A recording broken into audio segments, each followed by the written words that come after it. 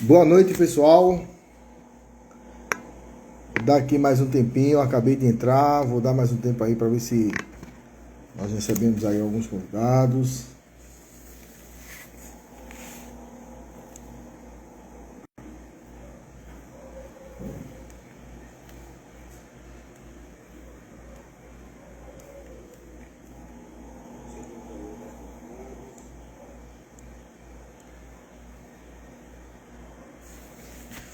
Muito bem, bom dia, boa tarde, boa noite.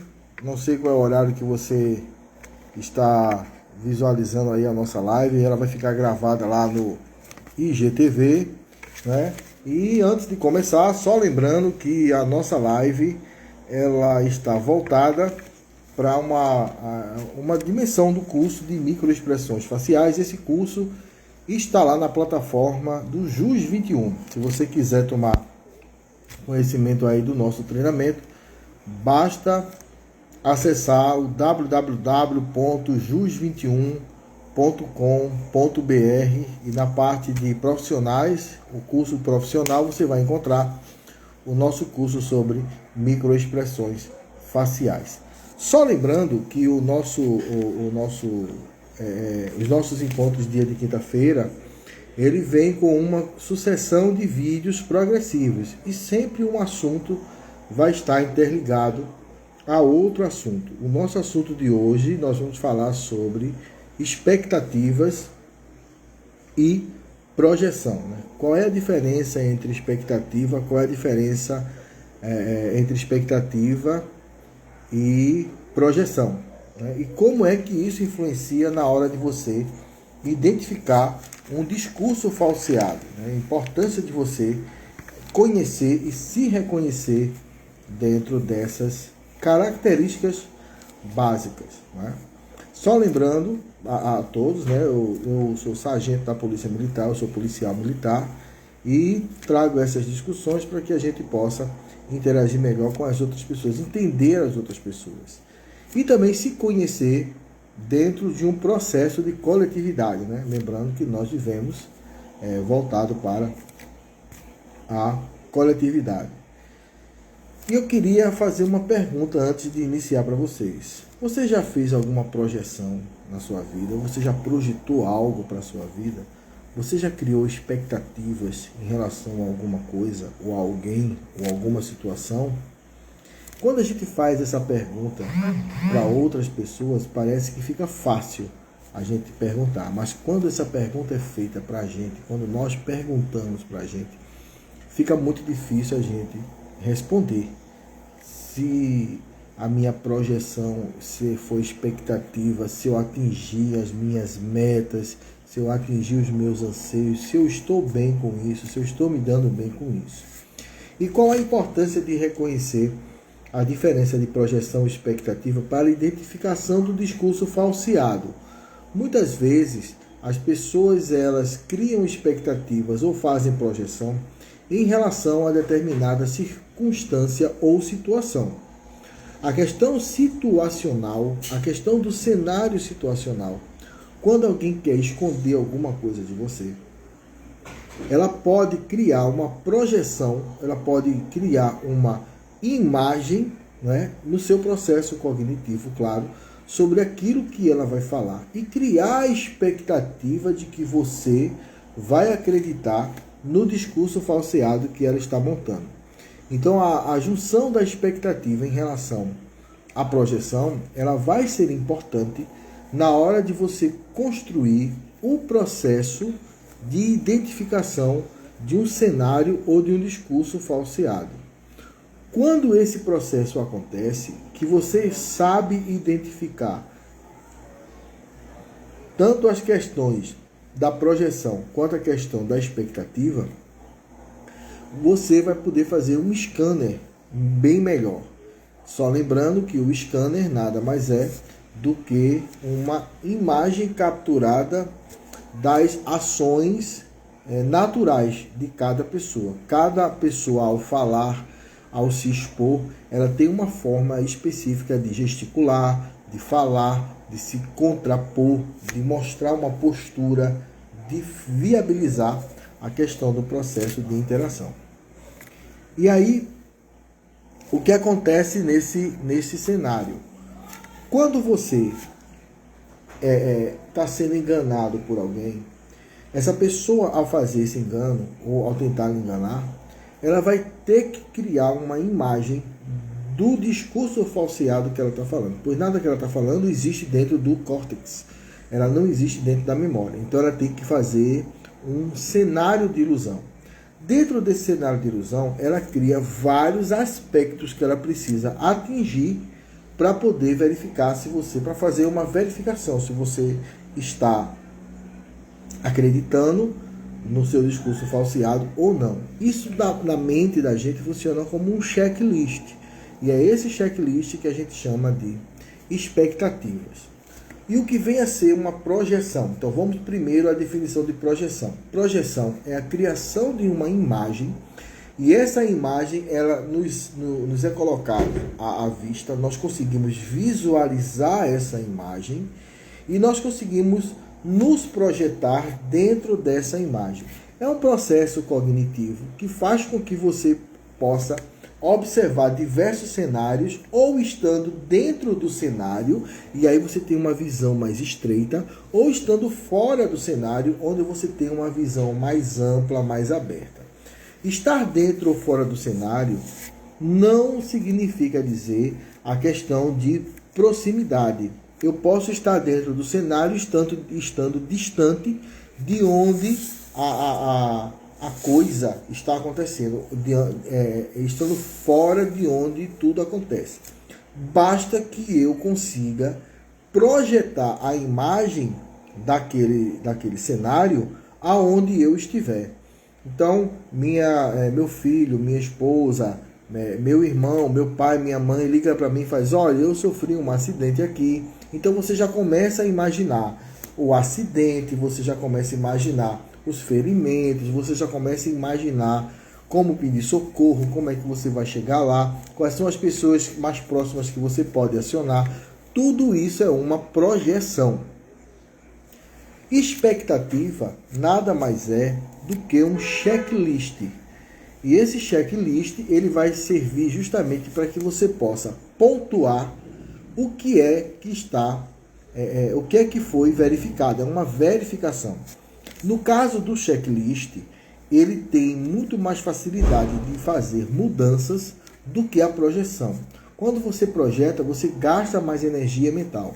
Ao gastar essa energia mental, você acaba cansando o seu cérebro muito mais do que fazer um checklist. Nas relações, isso funciona do mesmo jeito. Se você é uma pessoa que vê na outra pessoa que você se relaciona, seja um relacionamento amoroso, ou seja um relacionamento de amigo, ou seja até o relacionamento de colegas de trabalho. Quando você tem um colega, quando você tem um amigo, quando você tem uma namorada, namorado, qualquer tipo de relacionamento, e dentro desse relacionamento você faz uma projeção, você criou uma imagem de um mundo perfeito para que essa relação possa acontecer. Através dessa projeção, você começa a criar as suas expectativas. E essas expectativas são relacionadas àquela projeção que você fez. No entanto, quando as expectativas não são atingidas, você começa a mudar suas expectativas. As expectativas elas são mais fáceis de mudar do que a projeção. Isso acontece porque a expectativa ela funciona como checklist.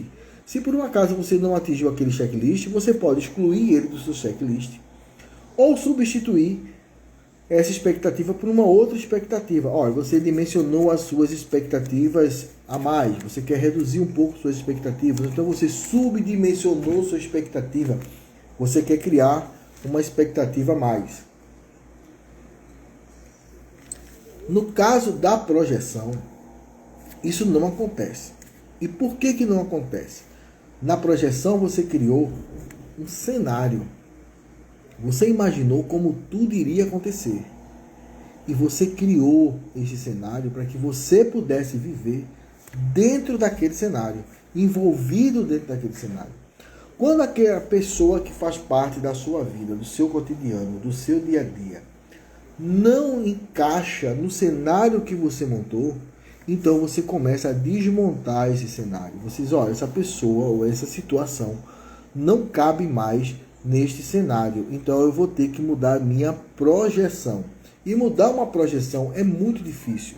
Por isso que quando a gente fala de projeção em relação às pessoas que estão ao nosso redor, as pessoas que fazem parte do nosso ciclo de amizade ou nosso ciclo de parentes, de amigos, quando essa projeção ela não é atingida, então aí surge nesse momento as decepções, as frustrações, a raiva, a decepção principalmente, né?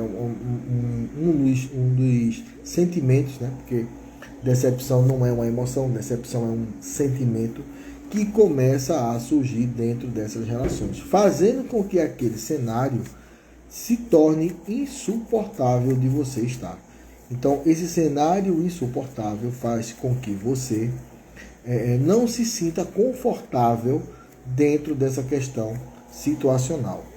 A projeção, ela cria determinadas expectativas e as pessoas que se relacionam com essas expectativas e com essa projeção acabam se associando a este cenário.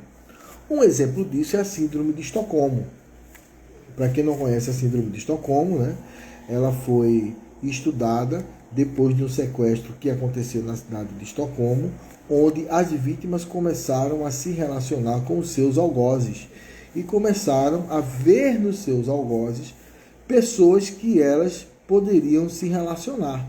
Então, quando uma pessoa ela se apaixona ou ela se relaciona bem com o seu algoz, isso é ficou caracterizado como a Síndrome de Estocolmo. E essa Síndrome de Estocolmo, ela não está só relacionada com a questão do algoz, né? Ela está relacionada a você não aceitar a decepção que você teria ao romper uma relação que está baseado em cima da projeção, né? É o chefe, é o amigo do trabalho, é o subordinado, é o superior, é as pessoas que estão me assessorando ou que eu estou assessorando. Então, tudo isso faz parte de um processo nitidamente cognitivo. Não é um processo simples de se abstrair. As pessoas que estão dentro desse processo, muitas vezes, buscam justificativas para que ele possa justificar a ação do outro em relação a si próprio. E isso é uma situação muito ruim, porque traz determinado desconforto em virtude do mantimento ou de manter as relações. Quando você analisa um discurso de uma pessoa que está tentando falsear ou que está tentando mentir para você, verifique dentro do seu comportamento se ela faz projeções, se ela projeta imagem ou se ela começa a caracterizar um cenário. A partir do momento em que isso é feito, nitidamente ela começa a criar o seu checklist, ela começa a criar as suas expectativas.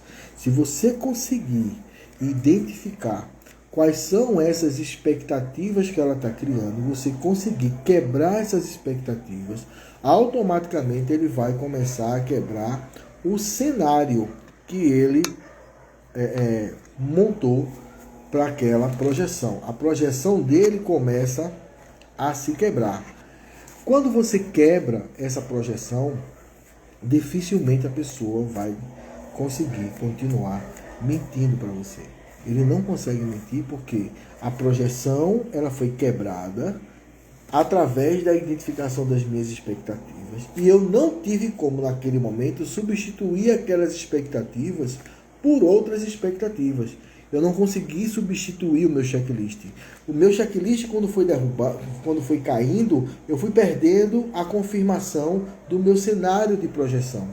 E quando você perde o checklist do cenário de produção, dificilmente o seu cérebro tem energia para manter esse cenário de engano. É claro que no curso de microexpressões faciais, nós trazemos todo um cenário voltado para que você possa identificar o discurso falseado, através da questão comportamental e através das expressões faciais. Esse é um pontapé inicial para que você possa entender o cenário. Qual é a grande dificuldade que muita gente tem? É se identificar dentro do cenário. Quando você se identifica dentro do cenário, você tem que saber o seguinte, o meu posicionamento dentro deste cenário, ele vai prejudicar a minha observação ou não? Se ele prejudicar a sua observação, você vai ter que começar a abstrair-se do local. Você vai ter que começar a se colocar num cenário à parte. Você vai ter que criar esse cenário fora do cenário que você está vivenciando. Visualizar discursos dentro do cenário não é uma boa pedida para quem quer observar o outro. Quando você se envolve com o outro e você se vê dentro daquele cenário, pelo fato de não aceitar a conexão da sua projeção em relação às suas expectativas, você não consegue identificar que está sendo enganado. E aí eu vou trazer um exemplo para você. Hoje à tarde eu estava conversando com um amigo, que eu não vou dizer o nome dele porque ele não me autorizou, mas eu estava conversando com um amigo e nós estávamos conversando justamente sobre essa questão da identificação dos discursos falseados. E nós chegamos na característica do abuso, né? Tanto o abuso sexual, como o abuso de autoridade, como o assédio moral. E aí eu falei algumas características que poderiam influenciar dentro da identificação dessa questão do abuso. E aí ele começou a justificar. Não, mas veja bem, porque eu não concordo com isso. Não, veja bem, porque se fosse comigo. Então, todas as vezes que quando você traz um arcabouço científico e as pessoas colocam acima do arcabouço científico a sua visão pessoal, desqualificando, tentando desqualificar aquilo que você está querendo mostrar para ela, é porque ela não quer enxergar. E quando ela não quer enxergar, isso significa dizer que a sua projeção e as suas expectativas ainda estão sendo mantidas. E aí, como eu identifiquei essa situação, eu comecei a minar as expectativas. Então veja que eu não tentei destruir o cenário que ele montou. O cenário que ele montou está muito voltado para as questões intrínsecas dele. Eu não conseguiria, mesmo que eu quisesse, desmontar o cenário que ele montou, ou seja, a projeção que ele fez, dificilmente eu conseguiria derrubar. Então eu identifiquei as expectativas. Quando eu identifiquei as expectativas, eu comecei a eliminar as expectativas e ele deixou de fazer o checklist. Automaticamente, como esse checklist não foi acontecendo, ele começou a buscar justificativas para aquela situação de manter a projeção, de manter o cenário que o seu cérebro imaginou. E chegou um momento que ele não conseguia manter mais esse cenário ativo.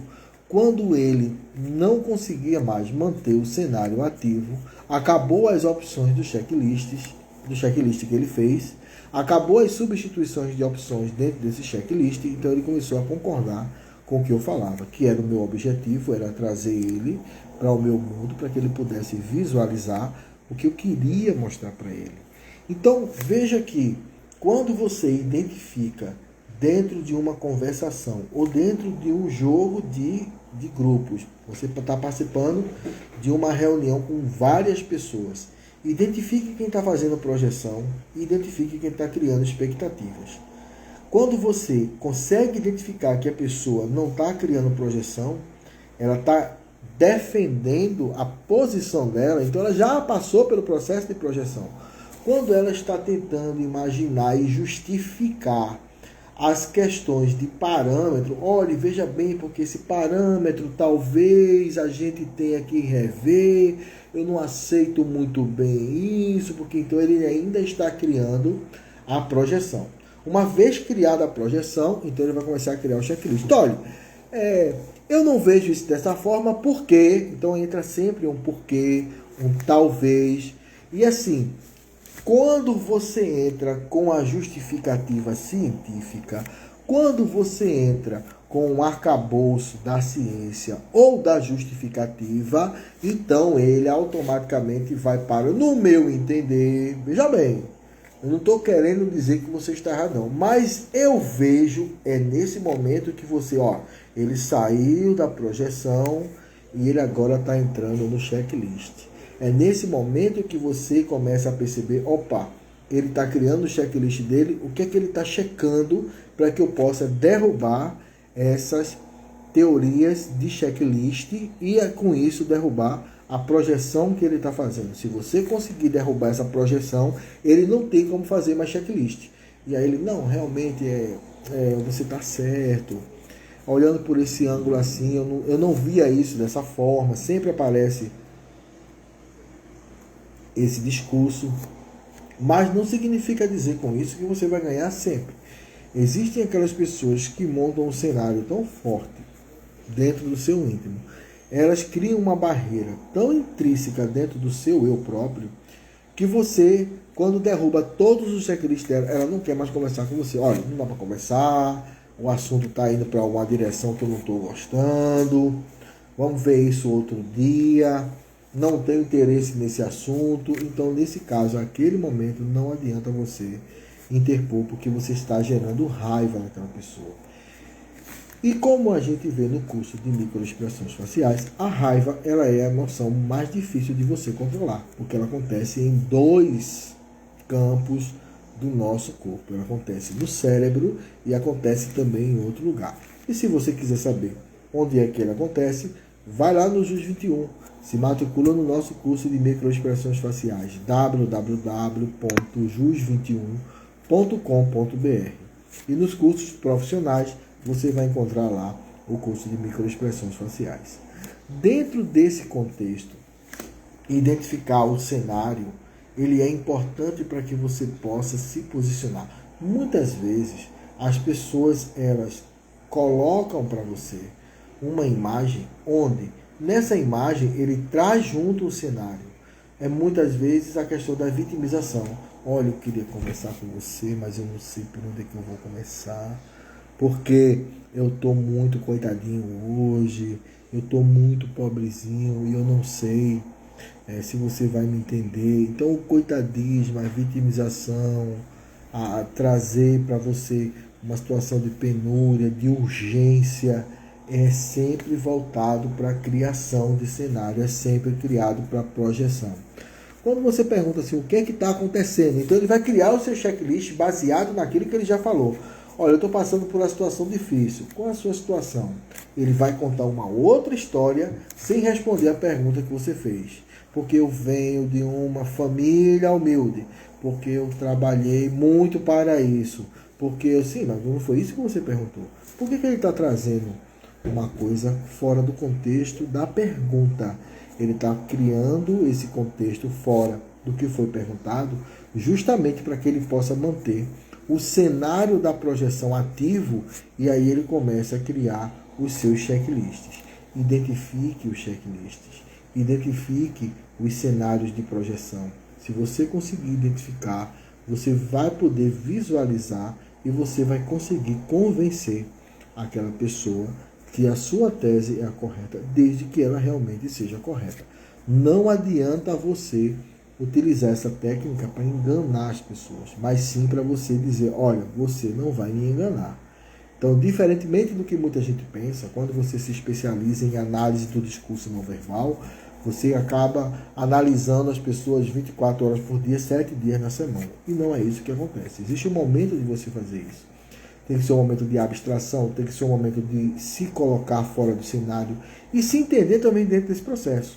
Se eu me vejo envolvido dentro do cenário do outro, é um sinal de alerta para que eu não faça nenhuma análise, para que eu não faça nenhuma visualização, porque eu não estou preparado para aquele tipo de argumentação, para aquele tipo de conciliação. Quando a gente trabalha a questão de conciliação, nós temos os conciliadores, nós verificamos que conciliar nada mais é do que criar um consenso entre duas falas que se posicionam e se contrapõem o tempo todo.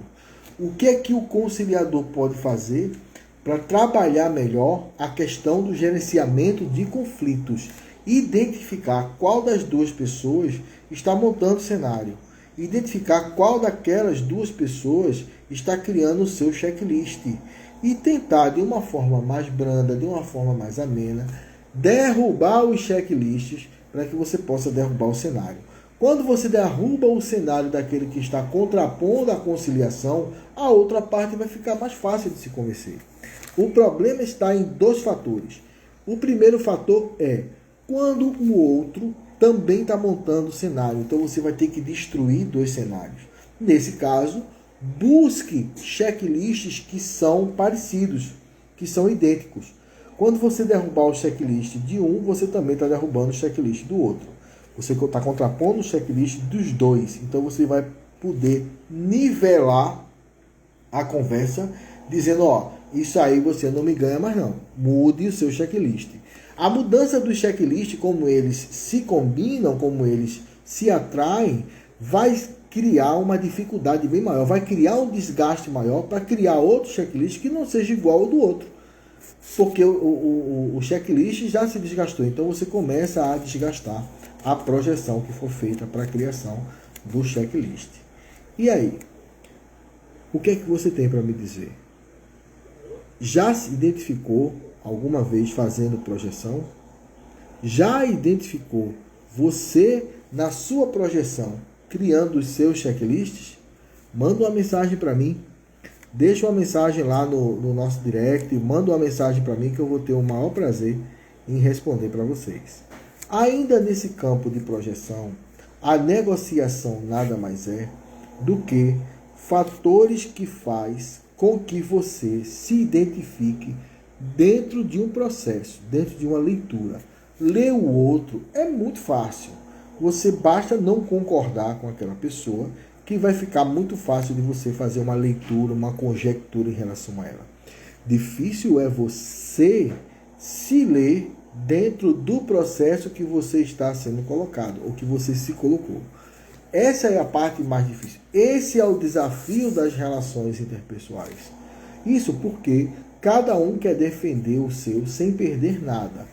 Quando a gente chega assim e faz, olha, para você ganhar o que você quer, você vai ter que perder um pouco daquilo. Então você muitas vezes, por observar a perda, não vai observar o ganho que você teve.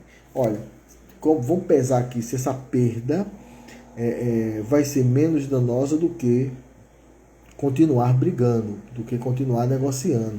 Negociar vai levar gasto de energia, perda de tempo, criação de situações adversas, e essa situação adversa se torna nesse momento um ponto de incongruência dentro do discurso, e como é um ponto de incongruência dentro do discurso, acaba criando animosidade.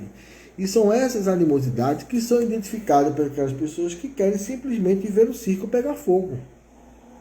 É aquela palavra mal colocada, é aquela situação que não foi dita de uma forma coerente, que vai criar uma confusão dentro da cabeça dos outros, e é essa confusão dentro da cabeça dos outros que vai fazer com que você não identifique ou não se identifique dentro do processo. E aí eu vou dar um outro exemplo para você.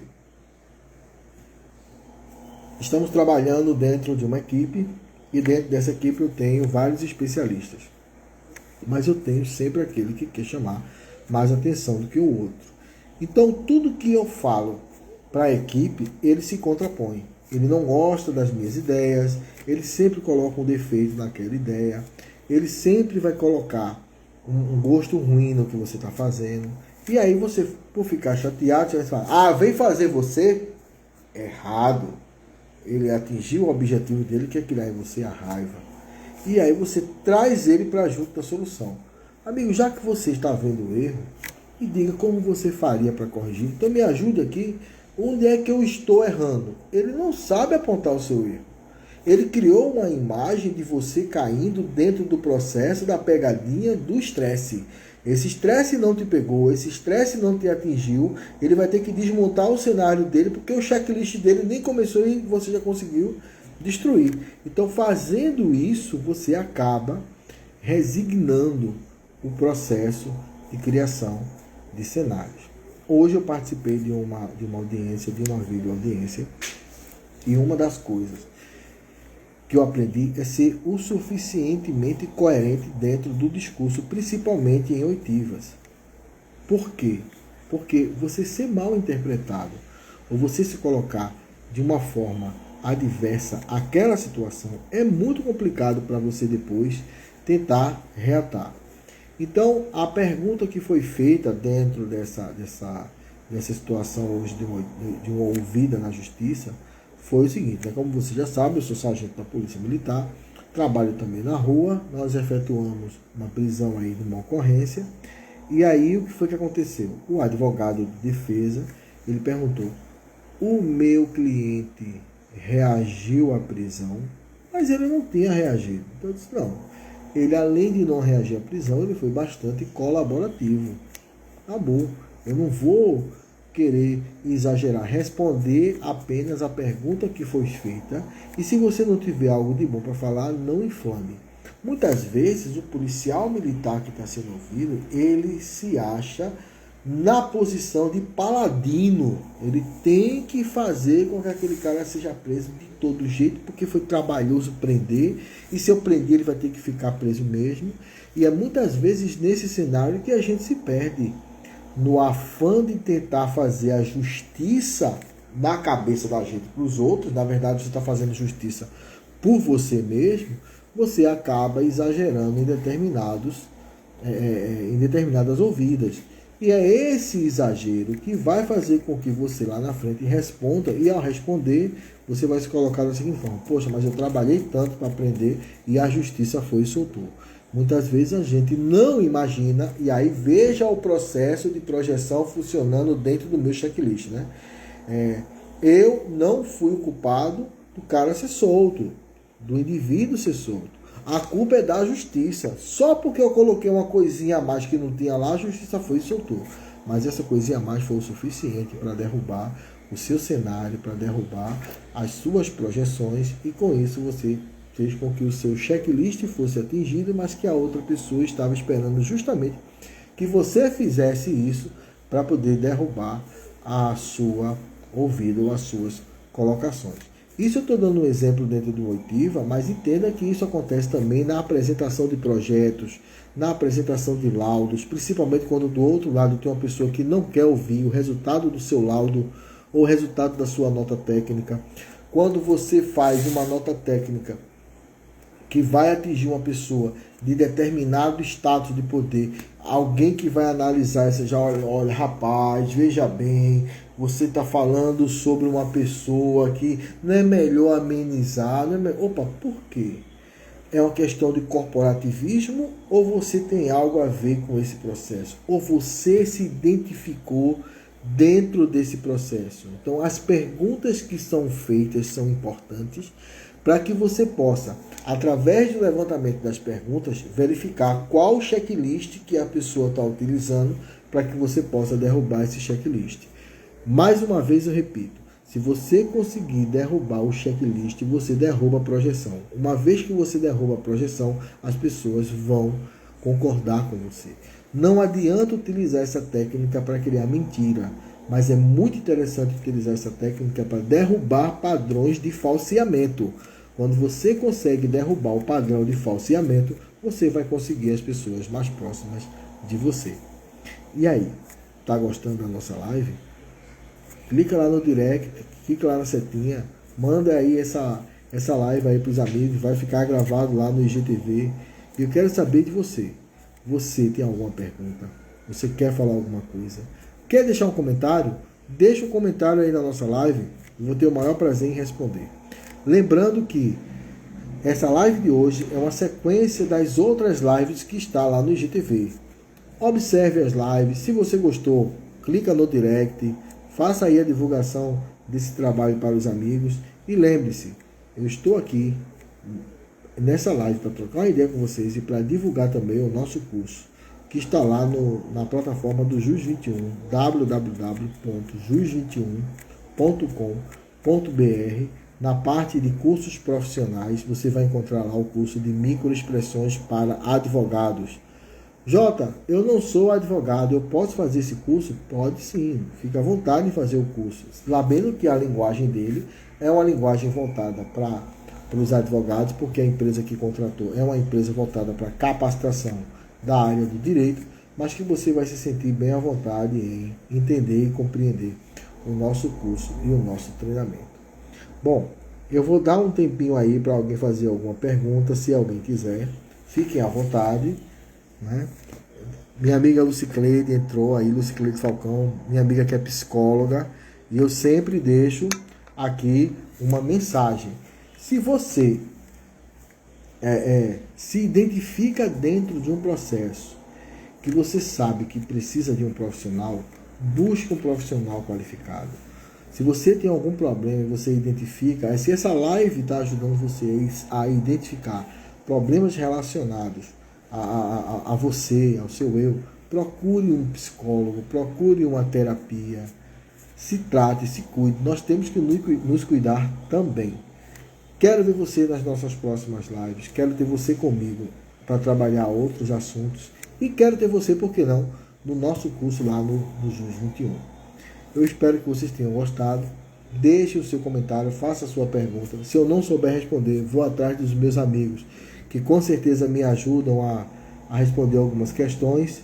E até a próxima. Espero vocês na nossa próxima live, no nosso próximo encontro. Até lá.